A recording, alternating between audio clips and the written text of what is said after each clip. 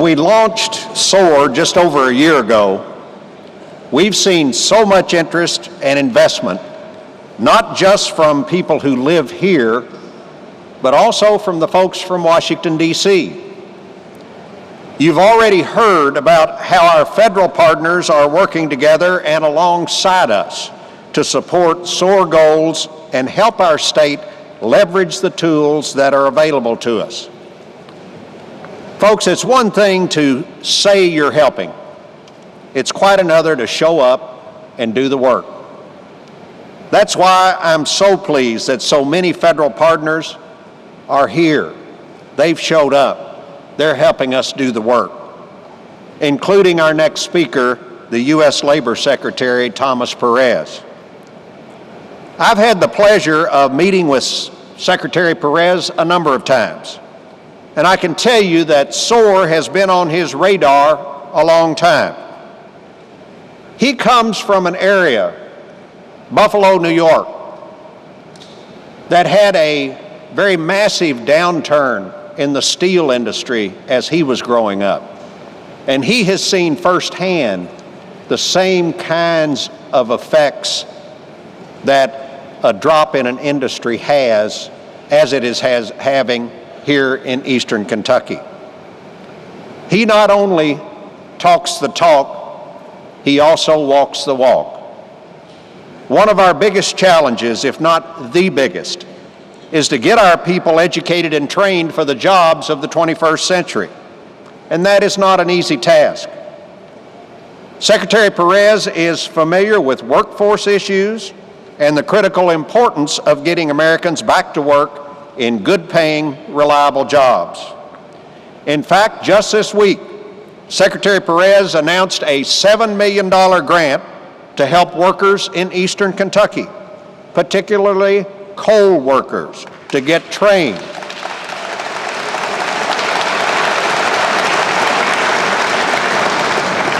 That $7 million grant goes toward training those workers in new job skills so that they can find work in new industries. Ladies and gentlemen, let's give a big Eastern Kentucky welcome to U.S. Labor Secretary Thomas Perez. Thank you, gentlemen. Thanks so much. Thank you, Governor, for your very kind welcome. It's an honor to be here with you today. I'm a firm believer that in life, in this job, you got to make house calls.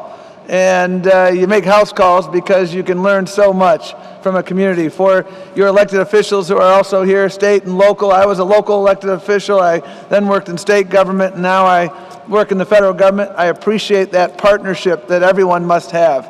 Governor, thank you for your friendship and leadership on so many issues. I am so grateful for the work that you have done. And Mr. Chairman, you are a force of nature. That is all I can say. Someone who has, for decades, represented not only this region, but the values that you bring to Washington, D.C. You are someone whose reputation is simply impeccable. And I want to say thank you to you.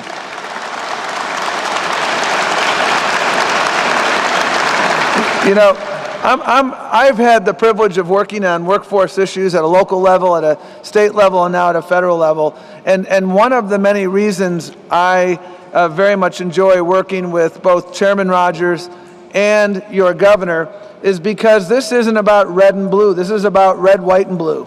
This is about partnership. This is about making sure that we're all in, making sure that we're all in with our oars in the water, rowing in synchronicity. That is what it's about. And I'm here to tell you on behalf of all of my colleagues in the cabinet and on behalf of the president that we are all in.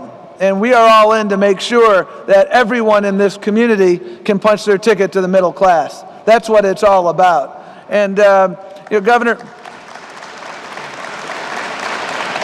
as the governor mentioned in passing, I'm all in because as labor secretary, my job is to make sure that everyone can get the skills they need to compete. We're like Match.com, we match workers who want to upskill so they can get a good job with employers who want to grow their business.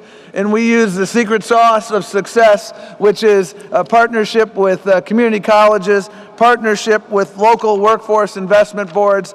And I would be totally remiss if I didn't say that you have an awesome workforce investment team here led by Jeff Whitehead. Where is Jeff? Is he here? I saw him. There he is. And typically, Jeff is in the back because aside from being just remarkably talented, he's one of the most humble people that you will meet. He simply defines success as how many people did I help this week? And that is why we call on him with such regularity, because he has so much talent. And as the governor mentioned, for me, this interest is not simply an interest born out of my current job. This is very personal to me because as someone who grew up in Buffalo, New York, I have a very acute understanding of some of the challenges that Eastern Kentucky is confronting. I was born in Buffalo, New York. Buffalo, the engine of the economy was manufacturing. Many of my friends' fathers worked at the Bethlehem Steel plant. We had 20,000 people working there when I was a kid in the 70s. And we had many other jobs of that nature, a vibrant economy with seemingly a limitless future. And then the global economy intervened, and there were many challenges. I was a kid when my dad died. I was 12 years old, and my surrogate father was one of those people who benefited from the sound manufacturing economy that existed. And then the bottom fell out for him, and the bottom fell out for his family. And I learned so much from them, and I learned so much from that experience. And perhaps the thing I learned the most is that one of the constants in life is change.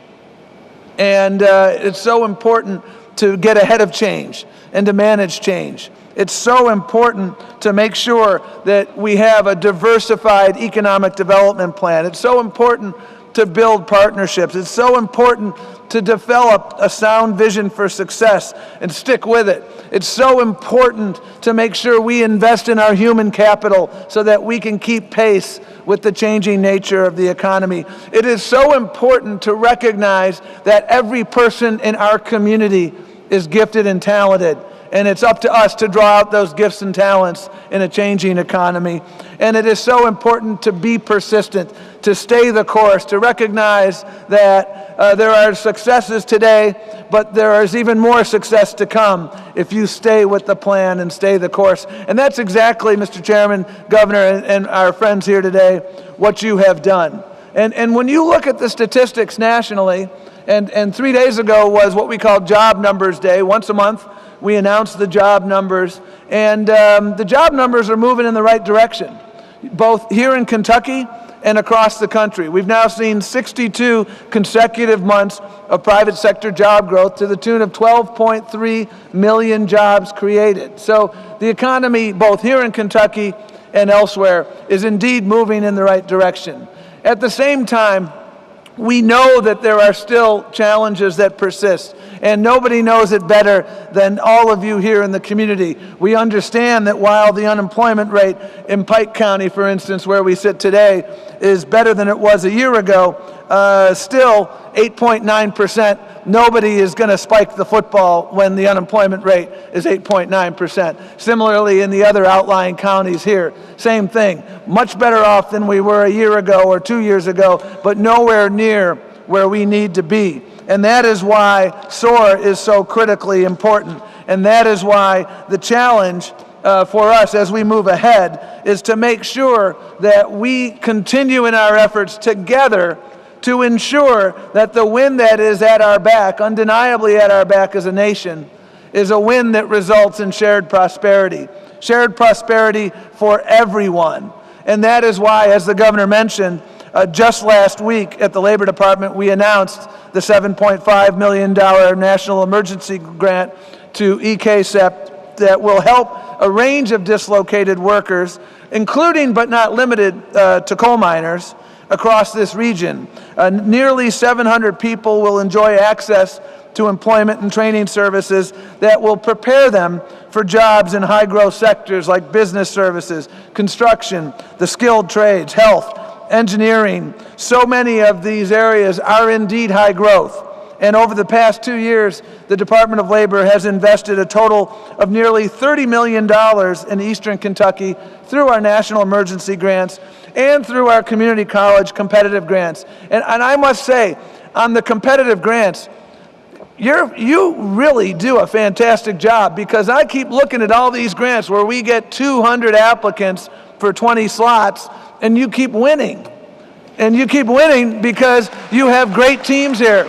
You understand the secret sauce of success, which is partnership, which is having a plan and sticking to that plan. We are in the federal government not only working at the Department of Labor to assist, but we're in what I call a stovepipe implosion phase. And by that I mean people's challenges are not simply the Department of Labor or the Department of Health and Human Services or the Department of Housing and Urban Development. These challenges are interconnected. And that's why, for instance, we worked with Secretary Vilsack recently on a series of grants, including a grant that was intended to help states innovate, to help people who are on food stamps transition to in-demand jobs using the workforce system. We reviewed those grants together. Again, far more grant applicants than there were money to give to recipients. And who was one of the winners? The state of Kentucky, as a result of the great work that you're doing. And that was a $20 million grant that will assist food stamp recipients. And what we're taking with that grant, Mr. Chairman and Governor and others, is we are imploding silos. I was with Tom Vilsack down in Georgia when we announced a similar grant down there. And our regional people who do workforce and our regional people at USDA who are doing the implementation of this, they are working together like never before. Because the old model of workforce development was what I used to call train and pray. You know, we train people and then we pray that there are jobs in the programs we train them for. Now, I take a back seat to no one in my commitment to the power of prayer. If I didn't say that, my late mother would be very mad at me. But train and pray is great on certain days of the week, but it is not a viable workforce strategy. You need to train in place. You need to be demand-driven, and we need to connect people to the jobs we know exist. And that's exactly what stovepipe implosion is about. And that is what we're doing together. That's what Jeff and others are leading here in Eastern Kentucky. And that is why we have, for instance, there are 500,000 IT jobs right now available in the United States. 500,000 of them, and there is no reason why we can't have many of those here in Kentucky and in Eastern Kentucky in particular. Because you know what? These jobs pay anywhere from $40,000 to $100,000 a year. And by the way, less than half require a college degree. And so that is why we launched an initiative called Tech Hire, which was specifically designed to prepare people for these good IT jobs available across the economy. And whether they're in healthcare, manufacturing, energy, transportation, or other sectors. And you are at the forefront of this once again, because you were selected by the White House as one of 21 Tech Hire communities that are expanding access to these jobs. And at the Labor Department, we're making an additional $100 million in grants available. These are funds that are already in existence to support these approaches. And just a little while ago, I visited a company called BitSource, which is, as you know, right down the block. It was an inspiring visit because, you know what, it's all about people. And I spoke to some folks who just blew me away. You know, people who thought that their entire life was going to be going in one very comfortable and productive direction, and then they got that kick in the gut when they lost their job. Most of the people in the room used to be coal miners, and now they have transitioned with the help of some remarkable leadership here in the business community to the jobs of tomorrow. And the thing I remember the most about my visit, which just completed 15 minutes ago, was when one guy said to me, "You know what happened last Friday, Tom?" And I said, "No, I got a call from my old employer. They offered me my old job back." I was like, "Well, what'd you do?" I thought about it for a minute, and I told him, "I appreciate the call, and I respectfully decline, because I think I'm on a glide path that is going to be a very viable glide path." And I agree with him, because he has retooled, and he is in the process of getting involved in a sector that is going to give him those opportunities. And that's what it's all about. And it's not just, people think that IT jobs have to be in the Silicon Valley, but that is not the case. You know what? You can do it right here. And as Mr. Chairman said to me earlier, we're building Silicon Holler here in Eastern Kentucky, because I know we can do that. And one of the reasons why I know we can do that is because you have Hazard Community and Technical College, and I met some of your leadership in my meeting that just concluded. Any community that's thriving in the workforce space, and you are one of them, has those community and technical colleges that are the secret sauce of success. I've had the privilege of working with so many community colleges across the country, and you are working to get people access to the certificate programs and the credentials we need so that you will indeed be the Silicon Holler. And I'm so excited about that. The IT sector, though, isn't the only sector where I see enormous potential. The healthcare industry has basically been recession-proof, and we have strong reason to believe that there are many opportunities in Kentucky to continue this growth in healthcare. The governor recently commissioned some studies to that effect, and as a result of Medicaid expansion, you are going to continue to have a remarkably important need for nurses, pharmacists, x-ray techs, and these are jobs that pay good middle-class wages. I had a visit just now, and it wasn't my first visit, but it's with one of my favorite people from Eastern Kentucky. His name is Chris Sexton. I don't know if Chris came over here now. Chris and his wife are two people who inspire me, because they drove all night to come to an event at the White House when we were talking about people who are retooling for tomorrow. Chris went from high school to the coal mine. He worked there for over a decade. He lost his job, but he was able to find time while he was actually still working at his job on the coal mine to become certified as an EMT and a firefighter. He wanted to do that on the side as a service to his community. When he lost his job, that side job became his centerpiece job. And so when he was laid off, he got financial assistance through the Workforce Investment Board. There are many tools in the toolbox for Jeff and others, and he was able to enhance those skills, receiving the paramedic training that he needed to get hired by the Perry County Ambulance Authority, and he is comfortably working 60, 70 hours a week and loving his work. Those are people like Chris that I just remarkably, they inspire me. And he's not the only Chris I met today that inspires me. I met a guy named Chris Stump, who's from Letcher County, and he was also a coal miner. And when he got laid off, and again, thanks to the Match.com, known as Jeff down there, and with funding from the Labor Department, he got into a training program at Somerset Community College, and he is now working as an electrical lineman for AEP. And he has 3 kids, and he said, you know what, I'm making more, and I'm working less, and I'm able to coach my kids' team, and I love living here. I didn't want to move, and I just bought a house. That's what it's all about. That's what these partnerships are all about. And I met yet another Chris. Everybody who's successful seems to be Chris. Chris Kreider from Floyd County. Again, the same story. He lost his job. He lost his dignity, but only temporarily, because this community is resilient and knows how to take a punch. And what Chris always wanted to do was open up his own business.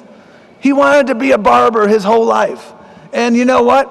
As a result of the training he got, he opened his shop. And you know what he told me today? His wife and he are about to give birth to their first child, and because his business is going so well, he's going to take Mondays off so that he can babysit. Now, I explained to him that when it's your own child, that doesn't count as babysitting. That's called parenting. But you know what? That is remarkable. And I also told him that the governor and the chairman may need to go see you, but regrettably, you don't want to rely on me for business. So, you know, what can I say?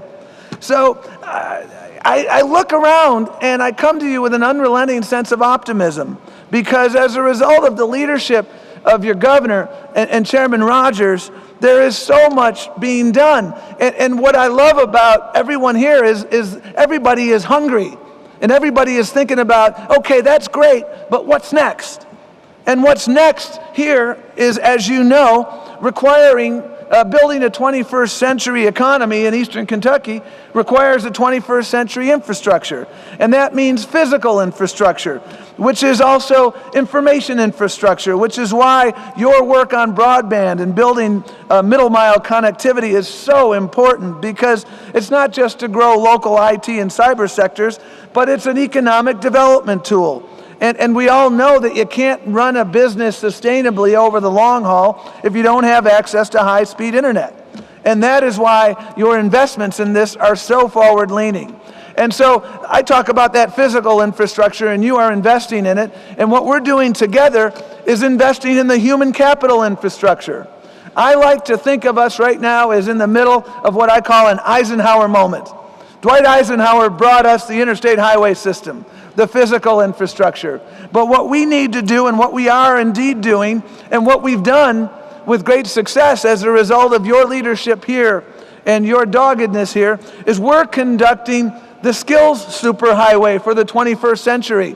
We need to build on-ramps and off-ramps for people in apprenticeship. As a nation, we have devalued apprenticeship over the course of decades, and shame on us. And so we're building new on-ramps and off-ramps. We're building on-ramps for veterans so that they can, as a result of their remarkable service, have that on-ramp that will enable them, after they complete their military service, to seamlessly transition to good middle-class jobs. And we're building on-ramps and off-ramps so that people can accrue portable and stackable credentials that will help us to adjust not only to the economy of today, but to the economy of tomorrow. Because as I said before, the one constant is change. Today we look at the cloud in the IT space. In a few years, the cloud is going to look like the abacus. And what we need to do is equip people with the skills and competencies, not only to thrive today, but then to adjust tomorrow. Because that's what happened to my surrogate father. He was a very smart man, but he didn't get the opportunity to retool. And as a result, there were very, very adverse consequences. We don't want that happening again. We want to go to school on that history. And that is why you're building the physical infrastructure, and we're also together building the modern infrastructure of human capital.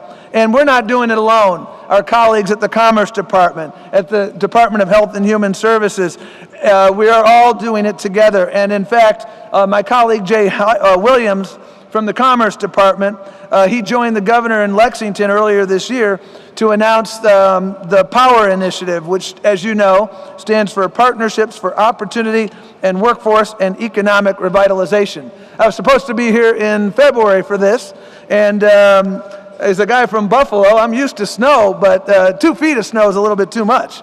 And so today, I am pleased to announce the release of a funding opportunity of up to $35 million for POWER implementation grants. Now, POWER is a coordinated effort involving multiple federal agencies. Remember, I talked about stovepipe implosion. We're all in this together. Labor, Commerce, the Small Business Administration, the Appalachian Regional Commission, and we're using already appropriated funding that was already in our budget. The goal is to align and integrate a range of federal workforce development resources, and so as to help communities hurt by changes from the various global forces and other forces. And so I'm confident that these grants will be a catalyst for additional investments from the private sector and from other federal agencies. And these grants will be competitively awarded to communities that have already laid the strategic planning groundwork. By the way, that's communities like you. We don't prejudge who will get the grants, but you've done a lot of groundwork laying around here, and that's why, and you've done that groundwork laying through SOAR. And SOAR was frankly one of the inspirations for the design of this initiative, particularly your emphasis on community-based planning, inclusive participation, and of course the importance of economic diversification. And you know what? The federal government does learn from good work being done at the local level. If there's one thing I bring to this job every day, it's that I remember the innovation that we were putting in place at a state and local level. And you know what? I haven't had an original idea in years. And what I do is I go and travel and I see good ideas and I try to steal and scale them. And that's what we try to do. And so once again, giving credit where credit is due, this initiative could not have been implemented without Chairman Rogers and his great leadership and without Governor Beshear's guidance and support. So I want to say thank you to you both for the Power Initiative and for making sure that it has the most impact possible in as many communities as possible. And so I leave you with the following observation. You know, I think when I hire folks, one of the most important things I want to do is I want to get a window into their soul. Because I want to understand when times are DEFCON 1, you know, where are you going to be? You know, what experiences do you have? What wisdom do you bring to the table when times are getting really challenging? And wisdom is often what one gets, not necessarily from the classroom, but one gets through living life, its ups and downs. You know, you may go to the school of hard knocks to obtain a lot of the wisdom. I know that's where I obtained a lot of my wisdom. I learned a lot from working on the back of a trash truck in the summers to help pay for college. I learned a lot from trying things and failing, but making sure I knew I learned from them. And you know what? This is one of the most resilient communities I've ever been to. This is a community that understands that we all succeed when we all succeed, but we all succeed only when we all succeed. This is a community that understands that, you know what, America works best and Eastern Kentucky works best when we field a full team. This is a community that understands the education dividend.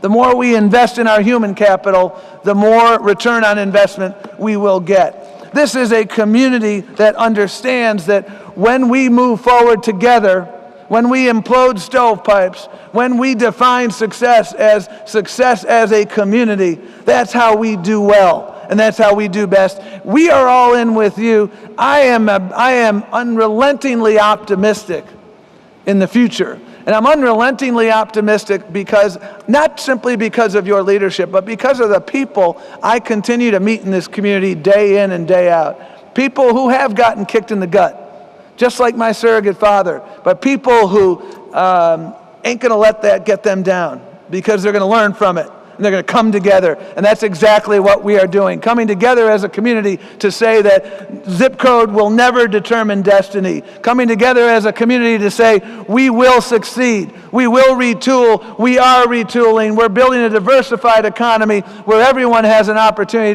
to succeed. And I am confident that we will continue to be there with you. So thank you so much for allowing me to come and speak with you.